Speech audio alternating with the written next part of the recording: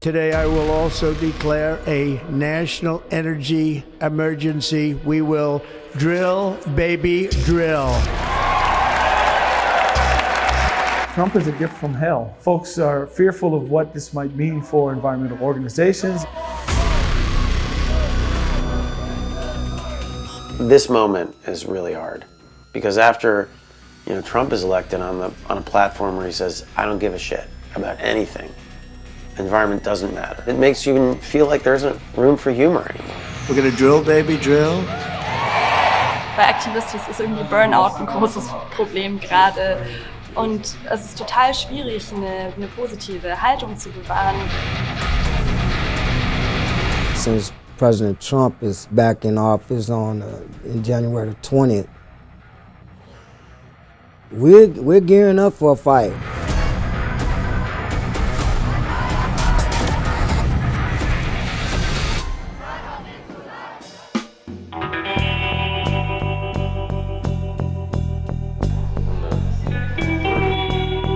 I'm just getting ready to go to the conference. Just testing out the camera.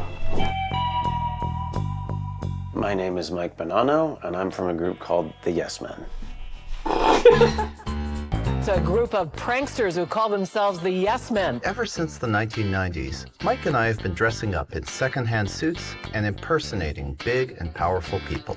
Hello, this is Reggie Lamprey calling. I'm from the Yes Bush Can campaign. Hi, this is Answering Spratt from the WTO. For the first time, Dow is accepting full responsibility for the Bhopal catastrophe. Well, the prank which briefly knocked 3% off Dow shares. When the jig is up, it makes the news. We're here in Berlin to go to the LNG Summit, which is a meeting of people who work in the liquefied natural gas industry. It's a fossil fuel that's been really successful at pitching itself as a cleaner, greener version of fossil fuels, which unfortunately it's not. The oil and gas industry, they always like to meet in these very expensive, luxurious hotels, pat each other on the back and say, okay, this is what we're gonna do to keep our gas flowing. My name is Mima Holt. I am based out of Washington, D.C. I work with an organization called the Natural Resources Defense Council, and I work with so many organizations around the world, working very hard to stop the expansion of liquefied natural gas around the world.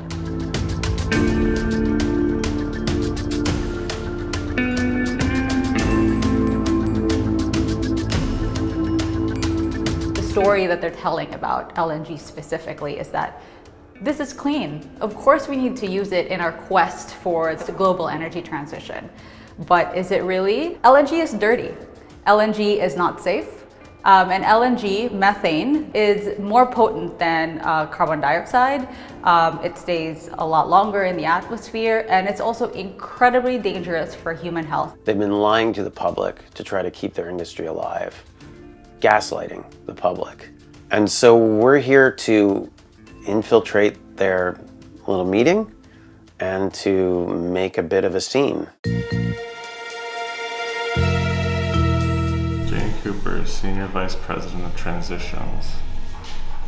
Well, you're on the panel. You're on the official schedule. Mm-hmm. I mean, we found out the summit was happening, and we thought, okay, if we're gonna get in here, we gotta be part of a company. So what company is like not very visible here? And also, what is a company that the public even cares about? So we're like, oh, Royal Caribbean is a flashy, public, LNG addicted company. Royal Caribbean has incidentally just built the largest, tackiest LNG run ship ever to sail the seas. Your session is LNG for transportation. Mm-hmm. Will LNG be the marine fuel of choice? Mm-hmm. That's a rhetorical question. The answer for everyone is yes. Right? At this conference. The way to get in this is we flip it around like this, and then we pull the tentacles out. I mean, I call them tentacles, but they're drips, slime drips.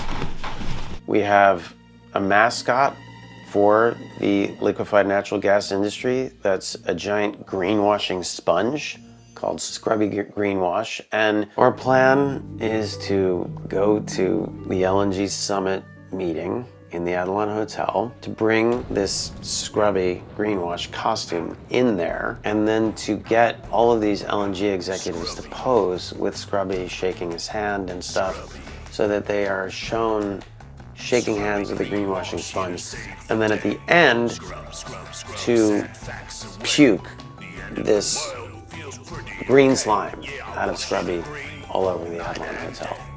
Clean and green, that's what we are. Your friendly neighborhood LNG star. We're here to help, not to deceive. Just look at Despite all of this that they know, they are somehow still convinced that it's green or clean.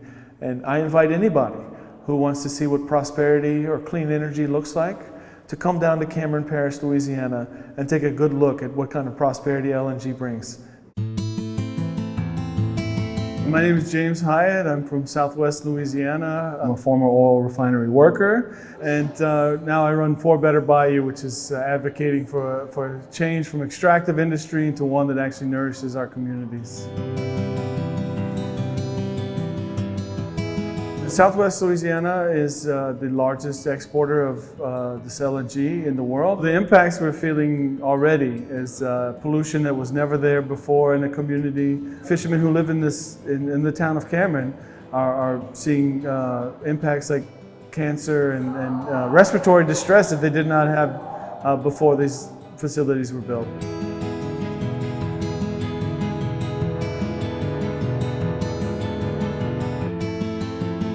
Grandma got cancer, granddaddy got cancer, my baby got cancer. There's nothing in my community. What was preferable is dying out. My name is Manning Rollerson. I'm from the city of Freeport, Texas, along the Gulf Coast of the United States. I'm a grandfather and I'm a father. I'm here to fight against the LNG facilities growing across the world. When my kids was little, I have two of them that suffered from breathing treatments when they were babies, and we would always be at the hospital. It's hard when you can't do nothing for them. And I won't let that happen to my grandkids, you know. So that's why I decided to get into climate activism. I'm a community rights activist for quite a long time, but I don't want this to happen to nobody, Charlie. I'm one of these people. I'm not gonna sit there and let you just beat me across my back without saying it. We came to Berlin for this World LNG conference because without a demand, there's no reason for the supply, and we have to understand how interconnected we all are. We've also protested outside of these things, but it's not a position that's very fun to be in. And I'm glad that there's people who are doing it, but we have a different way. There's always flaws and weaknesses in these facades of power. And I think that often what we're doing is providing a little more energy for the people who are outside, you know, because they get to enjoy the story of how some people went in and did something inside that was absurd or over the top, or simply just announced that another world is possible. And so it's kind of like we kind of work together, even though we don't conspire together.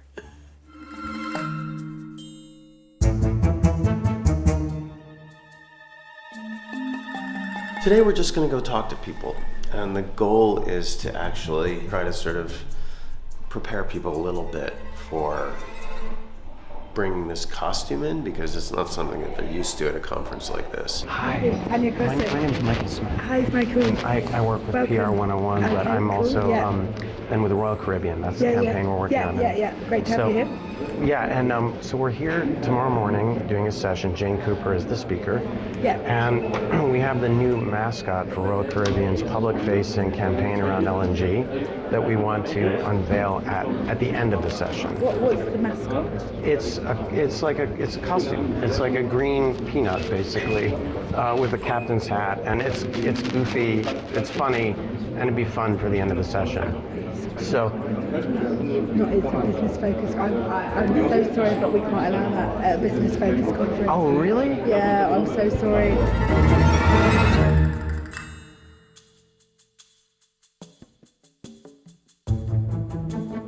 think that this is an opportunity to do it differently. You know, we won't have to carry this freaking crazy green costume in here tomorrow through those police lines and everything, which was already kind of sketchy.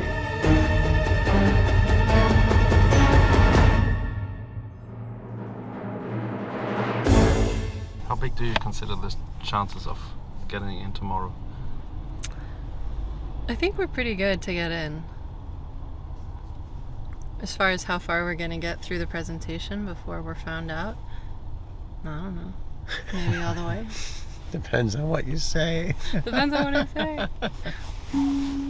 Oh my God.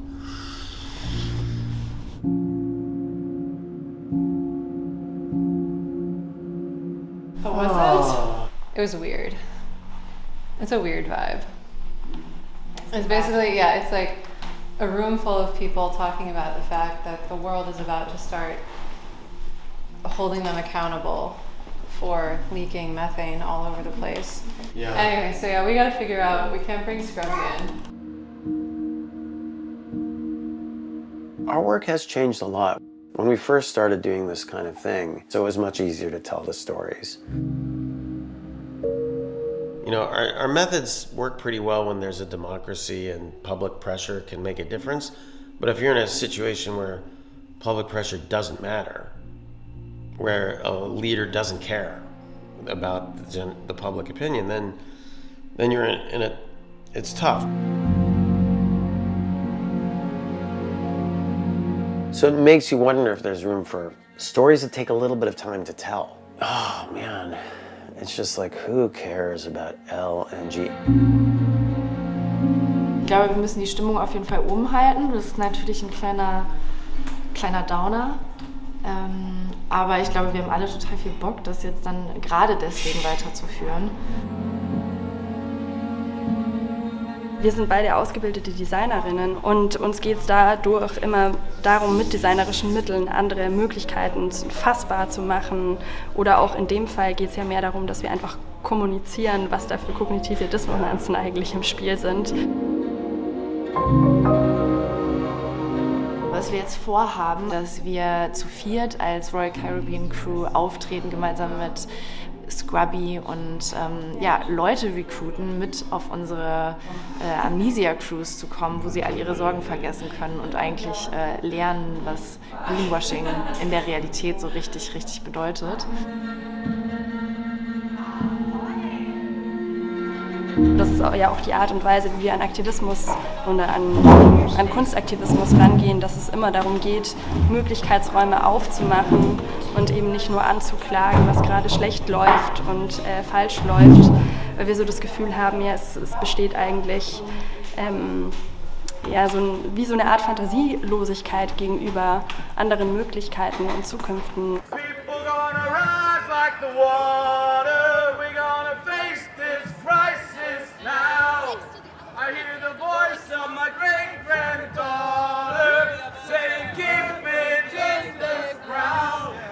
You fighting against a David and a Goliath, you know, and you know how that story ended up. It ends for Goliath real bad. Laughter and humor, it has a way, just like music, has a way of penetrating the defenses of people, and that can be used to help you know, reorient and focus people on what really matters.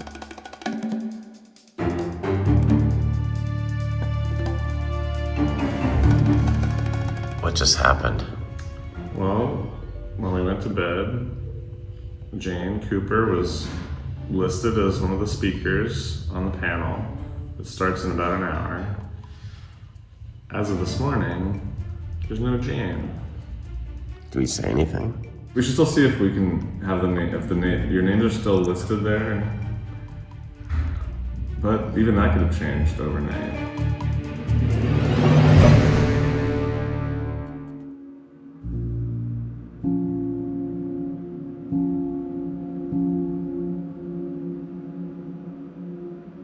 We went to the conference venue and we were barred because they figured out last night that we weren't who we said we were.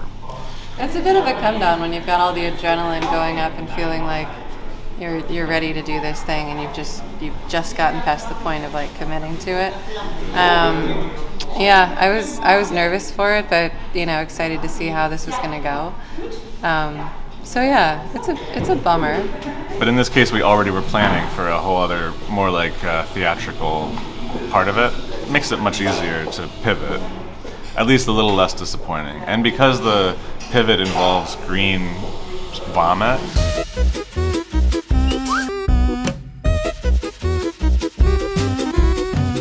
Let's greenwash everything.